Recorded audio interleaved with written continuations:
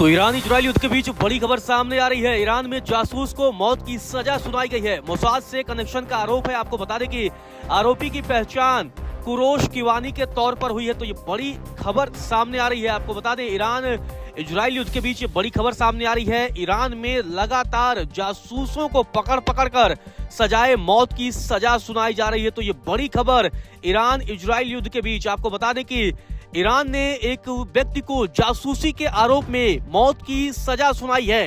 ये जानकारी ईरान की समाचार एजेंसी की तरफ से दी गई है।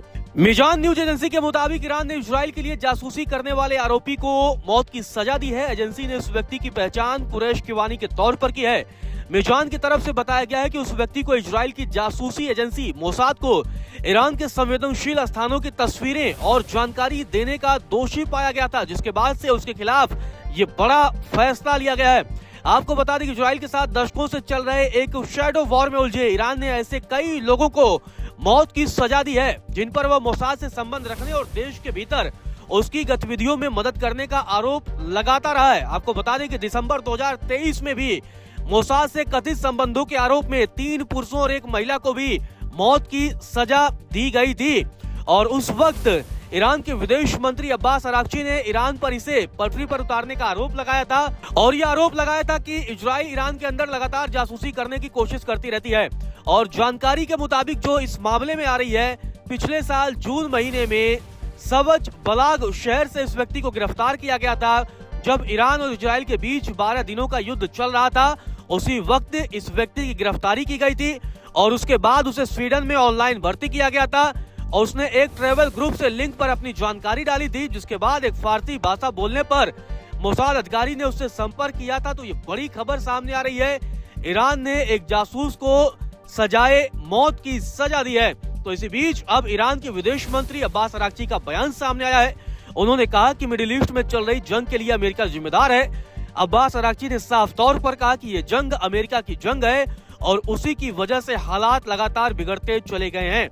ईरान के विदेश मंत्री ने यह भी कहा कि ईरान आम लोगों को निशाना नहीं बना रहा है, बल्कि अपने ऊपर हुए हमलों का जवाब दे रहा है।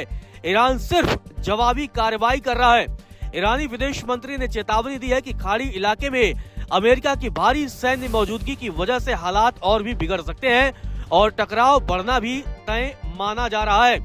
ईरान के विदेश मंत्री ने स्ट्रेट ऑफ हॉर्मुज पर भी बयान दिया है और उन्होंने कहा कि आने वाले भविष्य में इसके लिए नए नियम भी बनाए जा सकते हैं। और साथ ही उन्होंने कहा कि अभी ईरान की तरफ से कोई सीज फायर नहीं किया जाएगा।